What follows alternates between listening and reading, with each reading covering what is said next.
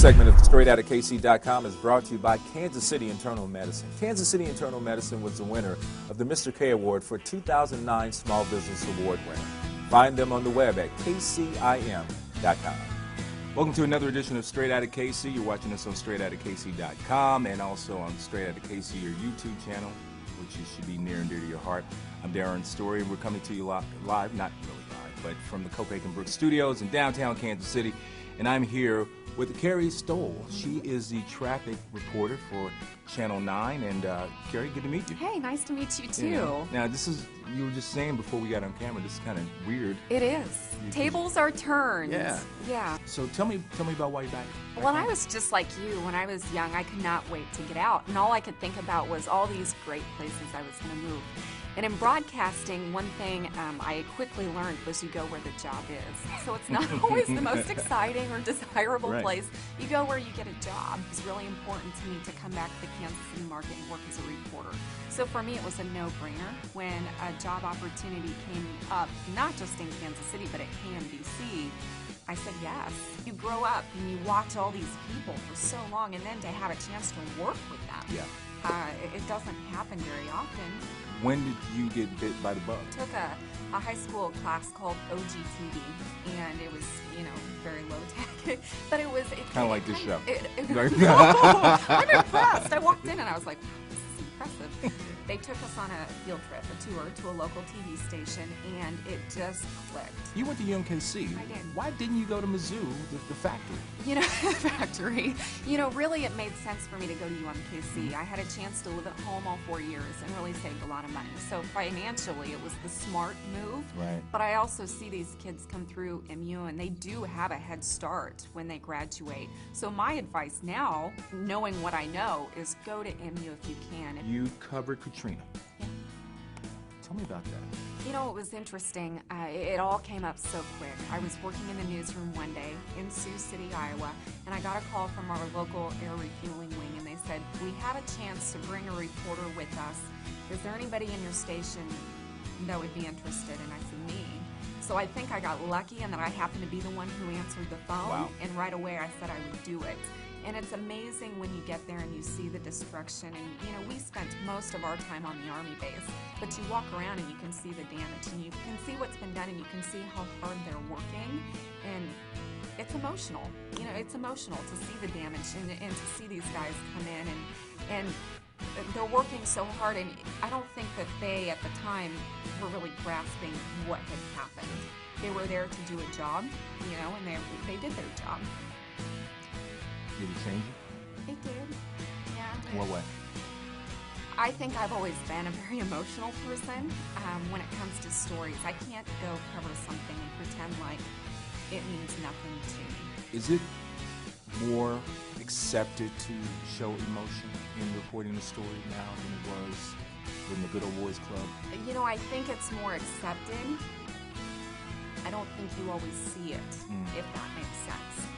I've never covered a soldier funeral and not cried at some point during the day.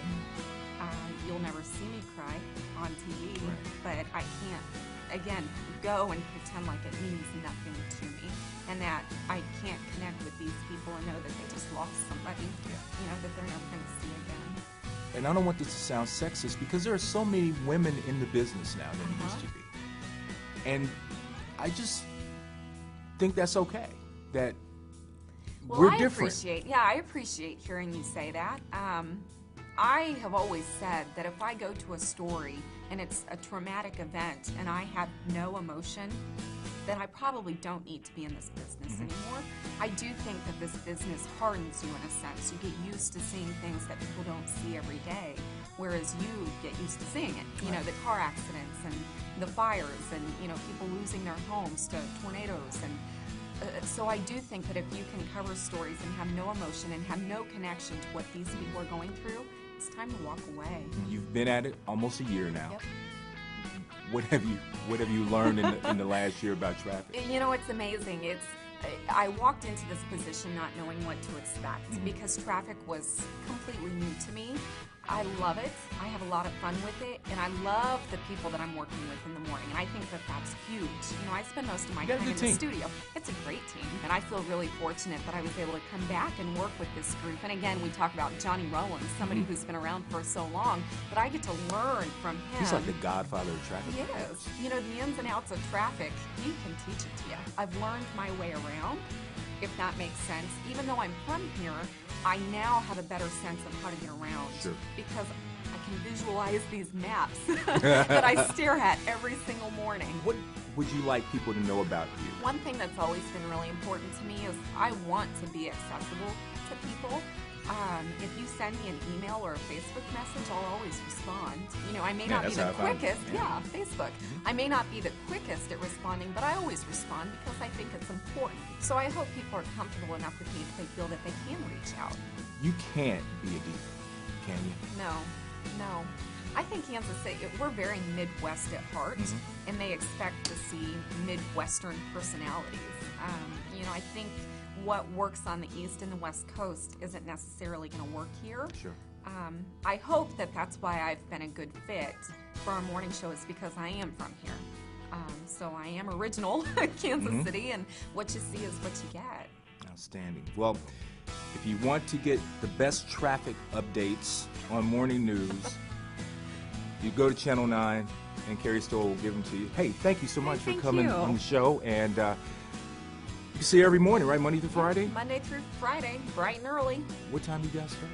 We start our traffic reports 5, 6 o'clock in the morning, but our newscast goes from 4:30 to 9. We switch between KMBC and KCWE, so it's a long morning show. It is a long morning show, but the best part is the traffic. If you want to find out how to get around town the fastest and most efficient way, Kerri Stowell will help you with that.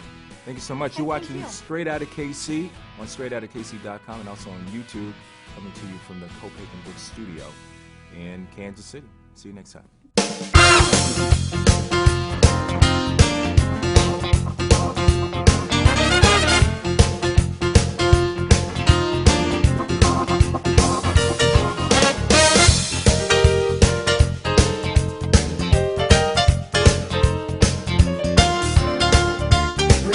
Check us out and stay tuned with what's going on in Kansas City.